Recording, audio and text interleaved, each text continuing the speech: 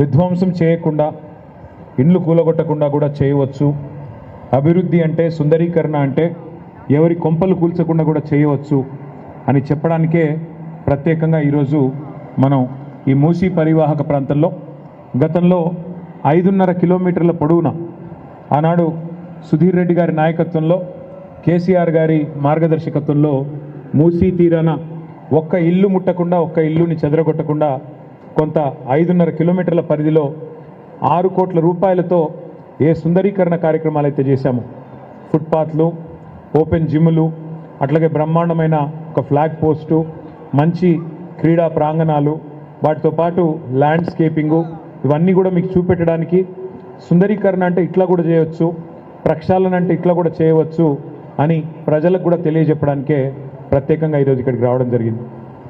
అందులో మొదటగా ఈరోజు మేము నాగోల్లోని ఎస్టీపీ సివరేజ్ ట్రీట్మెంట్ ప్లాంట్ని అందరం కలిసి ముందుగా సందర్శించాం.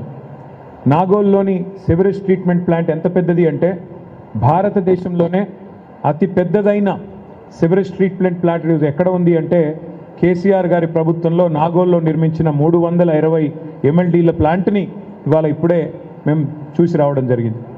320 MLD కెపాసిటీ అంటే 320 మిలియన్ లీటర్స్ పర్ డే. ఒక మాటలో మీకు ఐడియా కోసం చెప్తా ఉన్నా, హైదరాబాద్ మహానగరంలో ప్రతిరోజు 2000 మిలియన్ లీటర్ల మురికి నీరు ప్రతిరోజు ఉత్పత్తి అవుతుంది. 2000 మిలియన్ లీటర్స్ పర్ డే మురికి నీరు, సివరేజ్ ప్రతిరోజు ఉత్పత్తి అవుతుంది. అందులో ఇంతకుముందు సుధీర్ రెడ్డి గారు చెప్పినట్టు దాదాపు 94-95% సివరేజు బై గ్రావిటీ మూసీ నదిలోకే వివిధ నాళాల ద్వారా 54 వివిధ నాళాల ద్వారా మూసీలోకి ప్రవహిస్తుంది. ఆనాడు కేసీఆర్ గారి ప్రభుత్వంలో మేము చేసిన ఆలోచన ఏంటి అంటే, మూసీని ప్రక్షాళన చేయాలి, మూసీని జీవనదిగా మార్చాలి అనే ప్రణాళికకు పునాది పడ్డది కేసీఆర్ గారి ప్రభుత్వంలోనే. గతంలో ఆనాడు రాజశేఖర రెడ్డి గారు ఉన్నప్పుడు, చంద్రబాబు నాయుడు గారు ఉన్నప్పుడు కొన్ని ప్రయత్నాలు జరిగినాయి, జరగలేదని కాదు. ఆనాడు కూడా ఒక కాఫర్ డ్యామ్ కట్టారు హైకోర్టు ముందు, మీకు యాదకుండాలి.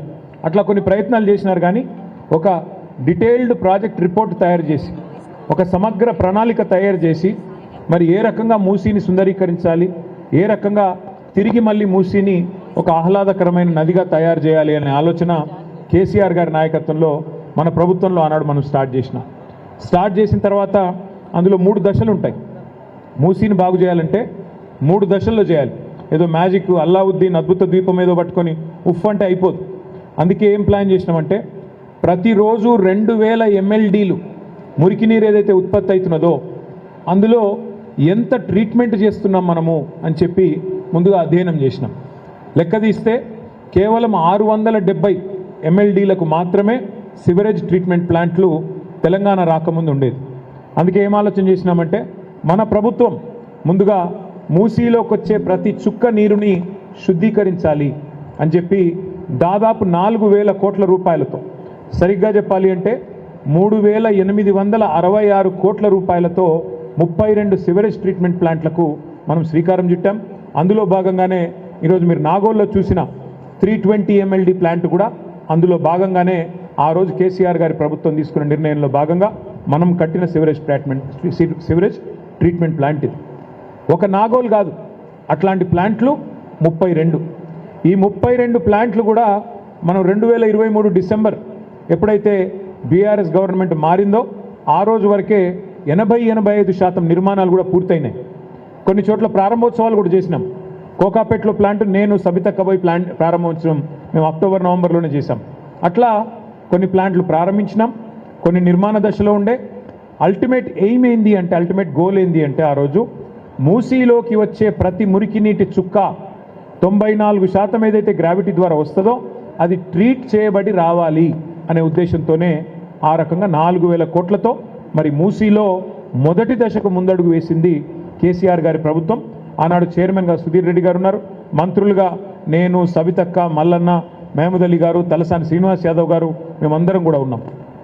తర్వాత ఇవాళ మేము చూసినాం నాగోల్లో ట్రీట్మెంట్ చేసిన తర్వాత నీళ్లు ఎట్లా మారుతాయి, ఆ మురికి నీరును ఎట్లా శుద్ధీకరిస్తారు.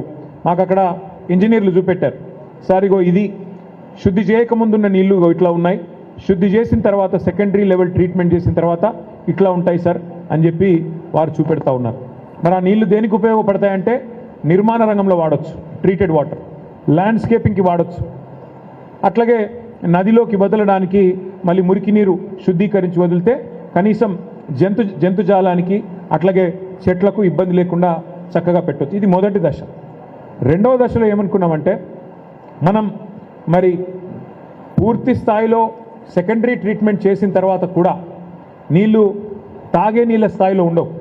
అందుకే గోదావరి నీళ్ళని తీసుకురావాలి అని చెప్పి కాళేశ్వరం ప్రాజెక్ట్ ఏదైతే కేసీఆర్ గారు ఆనాడు డిజైన్ చేసి మరి నిర్మాణం చేశారో ఆ కాళేశ్వరం ప్రాజెక్టు నుంచి వచ్చిన గోదావరి నీళ్ళని మన మూసీలోకి తీసుకొని రావాలా అని ప్లాన్ చేసినాం.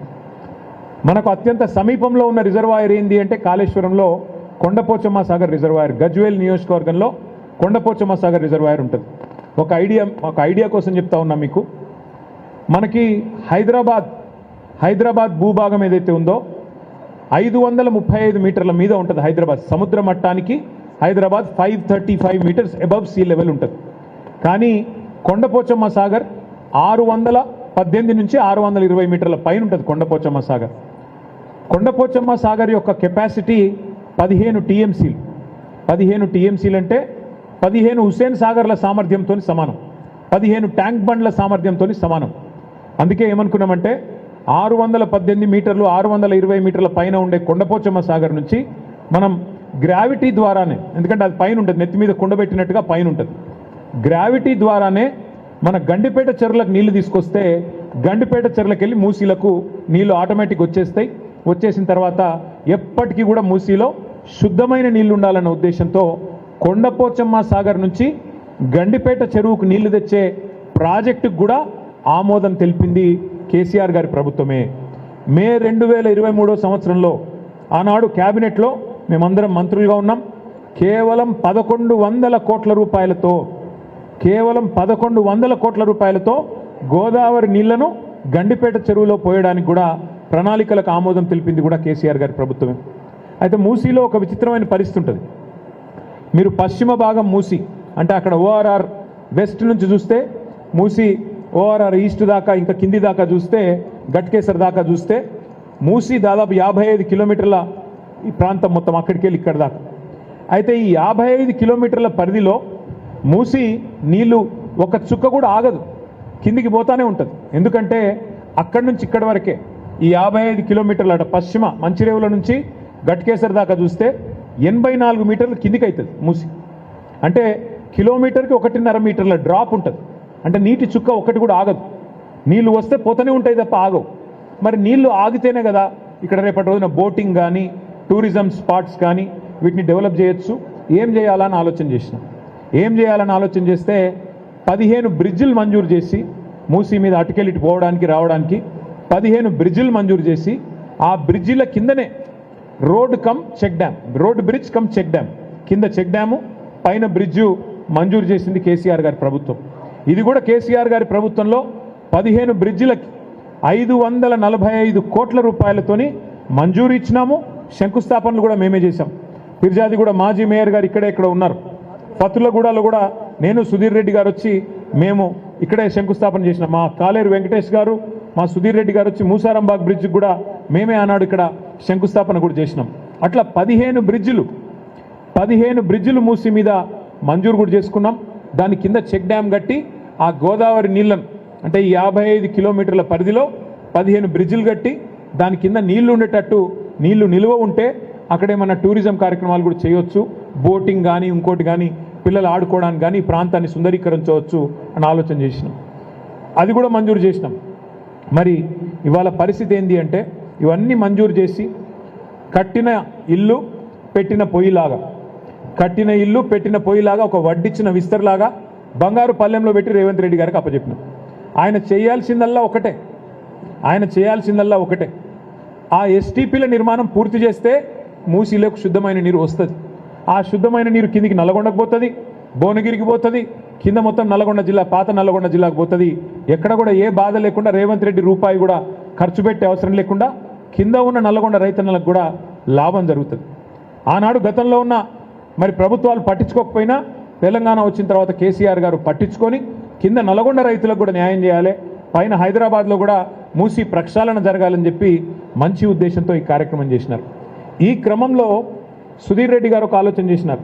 సబితక్క, సుధీర్ రెడ్డి గారు ఒకసారి కూర్చొని మనం కూడా ఒక శాంపుల్గా ఒక్క ఇల్లు కూలగొట్టకుండా మన మూసీ నదిలో మనం కూడా ప్రయోగాత్మకంగా ఒక 5-6 కిలోమీటర్లు సుందరీకరణ చేయాలని చెప్పి కేవలం 6 కోట్ల రూపాయలతో ఇప్పుడు మీరు చూసిన ఫుట్పాత్లు కానీ, ఇప్పుడు మీరు చూసిన మరి అక్కడ ఓపెన్ జిమ్లు కానీ, అక్కడ మీరు కట్టిన ఫ్లాగ్ పోస్ట్ కానీ, అట్లాగే పక్కన కట్టిన కొన్ని క్రీడా ప్రాంగణాలు కానీ, అటువైపు ఇటువైపు 3 కిలోమీటర్లు, అవతల ఉప్పల్ నియోజకవర్గంలో 2.5 కిలోమీటర్లు కేవలం 6 కోట్ల రూపాయలతో సుందరీకరణ కూడా చేసి ఇవాళ 3-4 వేల మంది రోజు వాకింగ్ చేసే విధంగా దీన్ని కూడా తీర్చిదిద్దడం జరిగింది. అట్లాగే అవతల పక్కన ఉప్పల్ నియోజకవర్గంలో మూసీ తీరం మీదనే 10 ఎకరాల స్థలంలో 10 ఎకరాల విశాలమైన స్థలంలో 30 కోట్ల రూపాయలతో మరి శిల్పారామం కూడా ఏర్పాటు చేయడం జరిగింది. అక్కడ కేవలం శిల్పారామం అక్కడ మాదాపూర్లో మాత్రమే ఉంటుంది. కానీ ఇక్కడి నుంచి అక్కడ దాకా పోయే అవసరం ఏముంది? మూసీ తీరంలోనే శిల్పారామం కూడా ఏర్పాటు చేయాలని చెప్పి 30 కోట్ల రూపాయలతో శిల్పారామం కూడా ఏర్పాటు చేసి బ్రహ్మాండమైన నిర్మాణాన్ని అవతల వైపు చేయడం జరిగింది. ఇవన్నీ ఒక్క ఇల్లు గుల్లగొట్టకుండా, ఒక్క ఇటుక ముట్టకుండా, ఒక్క పేదవాడి కడుపు కొట్టకుండా కేసీఆర్ గారి ప్రభుత్వం చేసి చూపెట్టింది. ఇవాళ రేవంత్ రెడ్డి గారు చేయాల్సిందల్లా ఏంటంటే 1100 కోట్ల రూపాయలతోన ఆ నీళ్లు తీసుకొచ్చి గండిపేట చెరువులో పోయాలి. ఈ బ్రిడ్జిలు ఏవైతే మనం శాంక్షన్ చేసినామో 545 కోట్లతోని వాటిని పూర్తి చేయాలి. మంచిగా బ్రహ్మాండంగా రిబ్బన్లు కట్ చేసుకోవచ్చు, సపోర్ట్లు కొట్టించుకోవచ్చు, నేనే చేసినా డబ్బా కొట్టుకోవచ్చు. అన్ని ఎట్లయితే డబ్బా కొడుతున్నాడో మనం ఇచ్చిన ఉద్యోగాలకు కాయిదాలు ఇచ్చుకుంటా, మనం కట్టిన ఫ్లైఓవర్లకు రిబ్బన్లు కట్ చేసుకుంటా ఇది కూడా గదే చేసుకొని ప్రచారం చేసుకోవచ్చు. కానీ ఆయన ఉద్దేశం వేరే ఉన్నది. ఆయన ఉద్దేశం మొత్తం వేరే ఉన్నది. ఇంత అల్కగా అయిపోతే, ఇంత అల్కగా చేస్తే ఆయన రేవంత్ రెడ్డి ఎందుకు అవుతాడు? అందుకే ఆయన ఆలోచన వేరే ఉన్నది. వచ్చిన మర్నాడే చెప్పిండు రేవంత్ రెడ్డి గారు 1,50,000 కోట్ల రూపాయలతో చేస్తాం మూసీని అన్నాడు. మేము పరిశాన్ అయినాం. అరే మొత్తం మధ్యలోకెళ్ళి ఎక్స్ప్రెస్ వే కట్టినా 55 కిలోమీటర్ల పొడవునా మంచిరేవుల నుంచి గట్కేసర్ దాకా మూసీలా ఎక్స్ప్రెస్ వే కడితే కూడా 10,000 కోట్లు అవుతుంది. అది కూడా మేము లెక్కేసినాం. అది కూడా మేమే ప్రాజెక్ట్ రిపోర్ట్ తయారు చేసి గవర్నమెంట్లో ఉన్నది. అది ప్లస్ 4,000 కోట్ల రూపాయలతోని సివరేజ్ ట్రీట్మెంట్ ప్లాంట్లు ప్లస్ ఇంకొక 2,000 కోట్లు సుందరీకరణ అన్నీ చేస్తే కూడా 16,000 కోట్లలో మూసీ సుందరీకరణ అయిపోతుంది. కానీ రేవంత్ రెడ్డి గారు 16,000 కోట్లతో పోయేదాన్ని ఇలా 1,50,000 కోట్లు అని పదే పదే చెప్తా ఉన్నారు. ఇది మా మాట కాదు, రేవంత్ రెడ్డి గారే స్వయంగా ఆయన హైదరాబాద్లో బహిరంగ వేదిక మీద చెప్పినారు 1,50,000 కోట్ల రూపాయలతో మూసీ సుందరీకరణ చేస్తాను. మేము అసెంబ్లీలో అడిగినాం, అయ్యా మరి 1,50,000 కోట్ల ఖర్చు అంటే ఒక డీటెయిల్డ్ ప్రాజెక్ట్ రిపోర్ట్ ఏమన్నా మీ దగ్గర ఉందా? సమగ్ర ప్రణాళిక ఉందా? ఉంటే దయచేసి చెప్పండి అన్న. 2.5 ఏళ్ళైంది, ఇంతవరకు డిపిఆర్ లేదు, ఇంతవరకు డీటెయిల్డ్ ప్రాజెక్ట్ రిపోర్ట్ లేదు ప్రభుత్వం దగ్గర, ఒక ప్రణాళికనే లేదు. కానీ ఇవాళ కింది నుంచి మీది దాకా ఇవాళ ఇండ్లకు రెడ్ మార్కులేసి, ఇప్పుడే ఆ తమ్ముడి బాధ విన్నారు మీరు మహేష్, ఒక ప్రెగ్నెంట్ భార్య ఉంటే 9 నెలల కడుపుతో ఉంటే మిమ్మల్ని బయటికి వెళ్ళగొడతామని చెప్పి అధికారులు అనధికారికంగా వచ్చి బెదిరిస్తూ ఉన్నారు. అధికారికంగా నోటీసులు ఇవ్వరు, రెడ్ మార్కులు వేస్తారు, మెడల్ బట్టి నూకుతారు, అక్రమ నిర్మాణాలు అంటారు. మరి మీరే ఇచ్చిండ్రు కదా పర్మిషన్లు 2009లో 2004లో అంటే అవన్నీ మాకు తెలియదు, అప్పుడెవడున్నాడో వాడిచ్చిండో మాకు తెలియదు అని చెప్పి ఇష్టం వచ్చినట్టుగా వ్యవహారం చేస్తూ ఉన్నారు. ఇవాళ రేవంత్ రెడ్డి గారిని మేము అడగదలుచుకున్నది ఒకటే, కాంగ్రెస్ పార్టీని మేము అడగదలుచుకున్నది ఒకటే, ముఖ్యంగా పెద్దలు రాహుల్ గాంధీ గారిని అడగదలుచుకున్నది ఒకటే. అయ్యా రాహుల్ గాంధీ గారు, మీరేమో ఉత్తరప్రదేశ్లో బుల్డోజర్ రాజ్యం నడుస్తున్నది అని చెప్పి మీరు మాట్లాడుతూ ఉంటారు, తెల్లారు లేస్తే అక్కడ ఉన్న ప్రభుత్వాన్ని విమర్శిస్తూ ఉంటారు. మరి మీరు చేస్తున్నది ఏంది తెలంగాణలో చెప్పండి? నిన్నగాక మొన్న ఖమ్మంలో 1000 ఇండ్లు భూదాన్ పట్టాలున్నాయి వాళ్ళ చేతుల్లో. 10-12 సంవత్సరాల నుంచి అక్కడ ఉన్న వాళ్ళను అర్ధరాత్రి దొంగల్లాగా దాడి చేసి 2-2.5 వేల మంది పోలీసు వాళ్ళని పెట్టుకొని ఏదో శత్రుదేశం మీద దాడికి పోయినట్టు, శత్రుదేశం మీద యుద్ధానికి పోయినట్టు మీరు పోయి 1000 మంది ఇండ్లు కూల్చేస్తే దాన్ని ఏమనాలి రాహుల్ గాంధీ గారు? బుల్డోజర్ రాజ్యం కాదా? మహబూబ్ నగర్ పట్టణంలో దివ్యాంగులు, వికలాంగులు, కాళ్ళు చేయులు చక్కగా లేనోళ్ళు, కళ్ళు కనబడనోళ్ళు, చెవులు వినబడనోళ్ళు ఒక 150 మంది ఇల్లు కట్టుకున్నారు ఒక కాలనీలో. గవర్నమెంట్ స్థలమే కావచ్చు, కట్టుకుంటే నీ బుల్డోజర్లు పోయి ఆ వాళ్ళకి పాపం కాళ్ళు చేయులు చక్కగా లేని వాళ్ళని కూడా చూడలే, గుడ్డోళ్ళని చూడలే, చెవిటోళ్ళని చూడలే, వాళ్ళని కూడా బజార్లకు గుంజి వాళ్ళని కూడా మెడలు బట్టి బయట నూకేసి వాళ్ళ ఇండ్లు కూడా గులగొట్టింది. ఇక హైడ్రా పేరు మీద హైదరాబాద్లో చేస్తున్న అరాచకాలకైతే అంతే లేదు. ఏందయ్యా ఇది అని అడిగితే ఇవి బఫర్ జోను, ఇది ఎఫ్టీఎల్ అని మాట్లాడతారు.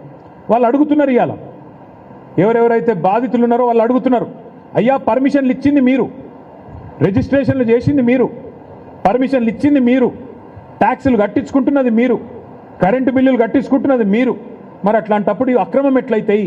సక్రమమే కదా అంటే సమాధానం చెప్పేవాడు లేడు.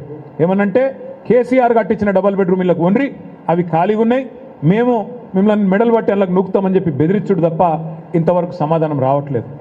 రేవంత్ రెడ్డి గారిని ఈ రాష్ట్రంలోని పేదల తరపున, రాష్ట్రంలోని మీరు ఎవరెవరు ఇండ్లైతే గులగొడుతున్నారో వారందరి తరపున నేను ఒకటి అడుగుతా ఉన్నా. రేవంత్ రెడ్డి గారు, నీకు చిత్తశుద్ధి ఉంటే సమాధానం చెప్పు. నీ ఇల్లు స్వయంగా ముఖ్యమంత్రి రేవంత్ రెడ్డి ఇల్లు కొడంగల్లో మీరు కోస్గిలో ఇల్లు కట్టుకున్నారు. కోస్గిలో మీరు కట్టిన ఇల్లు రెడ్డికుంటలో ఉన్నది, తాలాబ్లో ఉన్నది, అది కూడా చెరువులో ఉంది. వాస్తవమా కాదా చెప్తావాను ముందుకొచ్చి? నేను రేవంత్ రెడ్డిని సూటిగా అడుగుతా ఉన్నా, నీ ఇల్లు స్వయంగా ఇలా రెడ్డికుంటలో కోస్గిలో ఉన్న మాట వాస్తవమా కాదా? రేవంత్ రెడ్డి గారు మీరు సమాధానం చెప్పండి. ముఖ్యమంత్రి గారి సోదరుడు అనుముల తిరుపతి రెడ్డి, ఆయన ఇల్లు దుర్గం చెరువు ఎఫ్టీఎల్లో ఉంటుంది.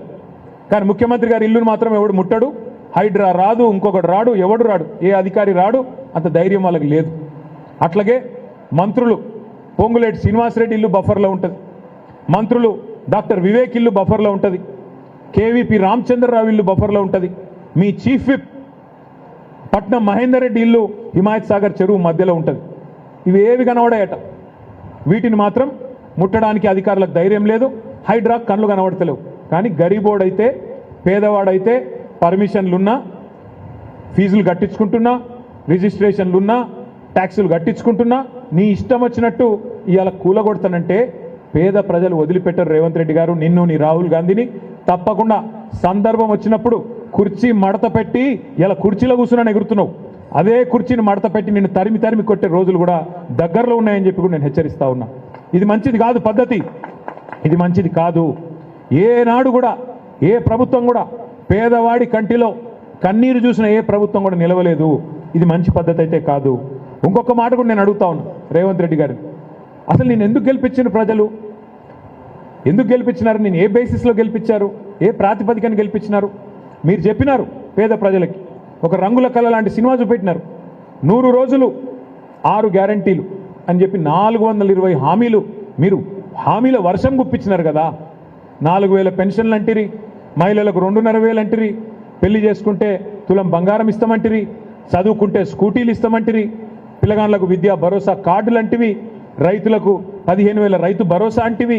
ఇన్ని సినిమా డైలాగులు కొడితే కౌలు రైతులకు కూడా సహాయం అంటివి, రైతు కూలీలకు నెలకు 1000 అంటివి, ఆటో డ్రైవర్లకు నెలకు 1000 రూపాయలు అంటివి. ఇట్లా ఒక రంగుల కళ లాంటి, అరిచేతుల స్వర్గం లాంటి వ్యవహారం చూసి ఓటేసినారు తప్ప, నేను ఇల్లు గులగొడతా అంటే ఎవడన్నా ఓటేస్తుండే నా కాంగ్రెస్ పార్టీకి? నాకు అధికారం ఇవ్వండి, నేను రాష్ట్రంలో ఇళ్ళని గులగొడతా అంటే ఎవడన్నా ఓటేస్తురా? ఇలా నువ్వు చెప్పింది ఏంది, చేస్తున్నది ఏంది? ఎలక్షన్ల ముందు చెప్పింది ఏంది? నన్ను అంత మంచిగా చేస్తా, కేసీఆర్ చేసిన దానికంటే కుడి చేయి చేస్తా అని చెప్పినావు, పేదలను నెత్తిన పెట్టుకొని చూసుకుంటా అన్నావు. మరి అలా చేస్తున్నది ఏంది? హైదరాబాద్లో 1,50,000 ఇండ్లకు ఇవాళ మూసి చుట్టూ భయంగా బతుకుతూ ఉన్నారు వాళ్ళు. ఎప్పుడు వస్తుందో ప్రభుత్వం, ఎప్పుడు బుల్డోజర్లు వస్తాయో, ఎప్పుడు కూలగొడతారో అన్నట్టుగా వాళ్ళు భయంతో బిక్కుమని ఇలా చూస్తూ ఉన్న పరిస్థితి. అందుకే అది చూపెట్టడానికే బుల్డోజర్ రాజ్ ఎట్లుంటుంది ఇవాళ రేవంత్ రెడ్డి రూపంలో, డెవలప్మెంట్ బీఆర్ఎస్ డెవలప్మెంట్ మోడల్ ఎట్లుంటుంది ఇదే మూసీలో చూపెట్టడానికే మా సోదరులు సుధీర్ రెడ్డి గారి ఆహ్వానం మేరకు మేమందరం కూడా ఇవాళ మీ అందరి దగ్గరికి ఇక్కడికి వచ్చినాం. మేము హైదరాబాద్లో ఉండే పేదలందరికీ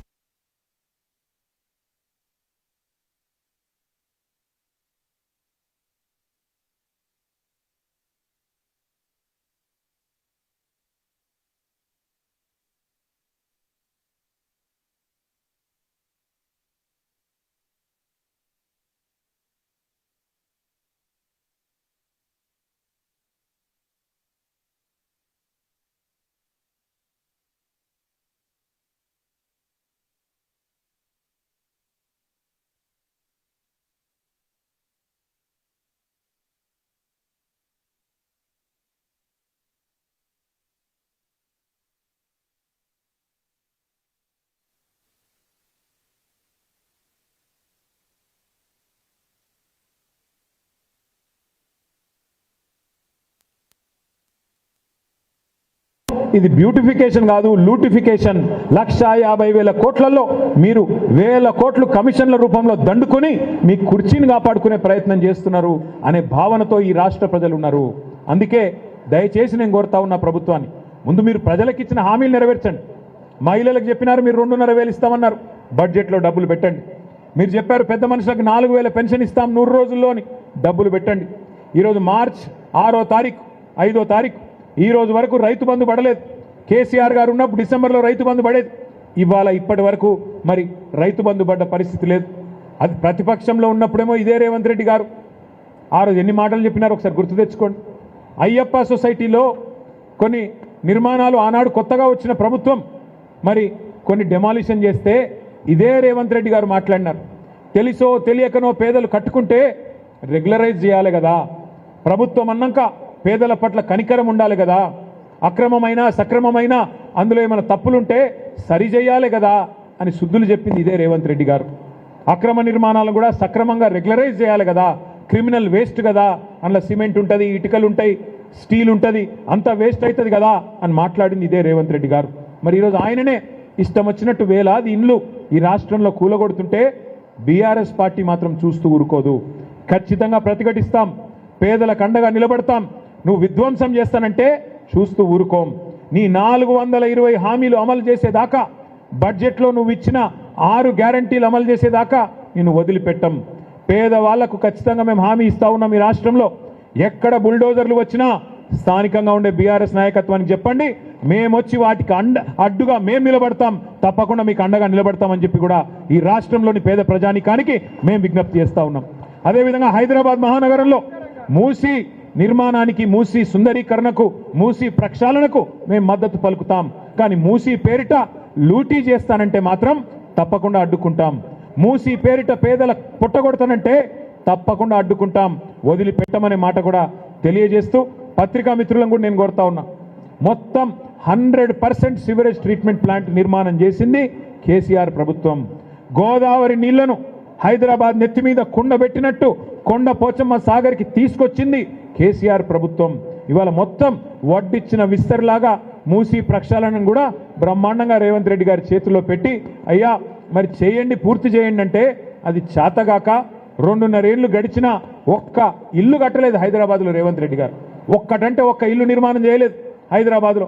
కేసీఆర్ గారు 1,00,000 డబుల్ బెడ్రూమ్ ఇల్లు కడితే నువ్వు ఒక్క ఇల్లు కట్టినావు హైదరాబాద్లో, ఇందిరమ్మ ఇల్లు అని. ఇలా మేము కట్టిన ఇళ్లకు రంగులు వేస్తున్నాడు పెయింటర్ బాబు.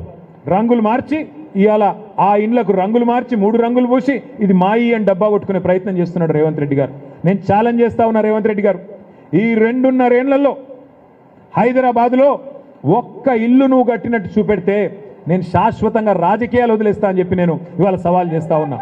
ఇంకా 2.5 ఏళ్ళు మాత్రమే మిగిలింది నీకు. చేతనైతే చిత్తశుద్ధి ఉంటే ఇచ్చిన హామీలు అమలు చేయి, అంతేగాని పేదల గూళ్ళు కొడతాం ఇష్టం వచ్చినట్టు, వాళ్ళకు నోరు లేనోళ్ళు కదా ఏం చేస్తారు అనుకుంటే హైదరాబాద్లో ఉండే కేసీఆర్ గారి సైన్యం, హైదరాబాద్లో ఉండే బీఆర్ఎస్ దళం, మేమందరం కూడా నీ బుల్డోజర్లకు అడ్డం వస్తామనే మాట కూడా మళ్ళొక్కసారి తెలియజేస్తూ, విధ్వంసం కాదు నిర్మాణం జరగాలి. మీరు సుందరీకరణ చేయాలనుకుంటే కూడా ఒక్క ఇల్లు కూలగొట్టకుండా చేయండి, మేము కూడా మద్దతు ఇస్తాం. మా మల్లారెడ్డి గారు చెప్తున్నారు ఇంతకుముందు, ఇక వాళ్ళకి చేత కాకపోతే అప్పచెప్పమని సార్ మనమే చేద్దామంటుండు. వాళ్ళకి చేత కాకపోతే రేవంత్ రెడ్డి గారు నీకు చేత కాకపోతే మూసీ సుందరీకరణ 16,000 కోట్లతో మేము చేసి చూపెడతాం. మా సుధీర్ రెడ్డికి అప్పచెప్పు, మేము చేసి చూపెడతాం. నీకు అంత ఇబ్బంది ఉంటే, నీకు చేత కాకపోతే మాకు అప్పచెప్పు. 2 ఏళ్లలో ఒక్క ఇల్లు కూలగొట్టకుండా చేసి చూపెట్టే బాధ్యత మాది, సవాల్గా స్వీకరిస్తాం. చేసి చూపెట్టి మళ్ళా హైదరాబాద్ ప్రజల చేతుల్లో పెడతామని చెప్పి కూడా తెలియజేస్తూ, మరి వాళ్ళు ఇంత పెద్ద ఎత్తున హాజరైన మా నాయకులకి, మా సోదరులకి, ఇక్కడ విచ్చేసిన బాధితులకి, మీడియా మిత్రులకి అందరికీ పేరు పేరున నమస్కారాలు తెలియజేస్తూ జై తెలంగాణ. ఇక్కడ పిలవగానే వచ్చిన ప్రజాప్రతినిధులందరూ